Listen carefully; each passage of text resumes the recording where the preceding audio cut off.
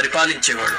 ఆయనకి సంతానం లేకపోతే అమ్మవారి కల్లో కనిపించి నాకు ఆలయం నిర్మించు, నీకు సంతానం కలుగుతుంది అని చెప్తే ఇంద్రకీలాద్రి పైన అమ్మవారికి మొట్టమొదటి ఆలయాన్ని మెట్లదాని నిర్మించిన మహాభక్తుడు. ఆ తర్వాత కుమారుడు పుట్టాడు, పెరిగి పెద్దవాడయ్యాడు, బానే ఉంది. ఒకసారి ఏమైంది, ఆ కుమారుడు సాయంత్రం రథంలో కొండపైకి వెళ్ళాడు.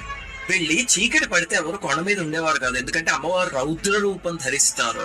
అందరూ వాళ్ళ ఇళ్ళకి వెళ్ళిపోయేవారు. ఆ అబ్బాయి కూడా వేగంగా వచ్చేస్తుంటే రాజకుమారుడు రథం మీద, పాపం ఈ లోపల ఒక పేదరాలు చింత చిగురు కోసుకోవడానికి మనవుడితో కలిసి వెళ్ళింది. పొరపాటున ఆ కుర్రవాడి మీదకి ఆ రథం ఎక్కేసి అతను చనిపోయాడు. అంతా అమ్మాయి రాజుగారి దగ్గరికి వెళ్ళి ఒక దుర్మార్గుడు నా చంపేశాడు ఇలాగా అని చెప్తే రాజుగారు ఆగ్రహించి ఎవడైనా సరే శిరశ్ఛేదమే శిక్ష అన్నాడు. ఇప్పుడు అందరూ చెప్పారు, రాజా చేసింది మీ కుమారుడే, కానీ ఆయన ఏమాత్రం చెల్లించకుండా నా కొడుకైనా సరే తప్పే అని చెప్పి బహిరంగంగా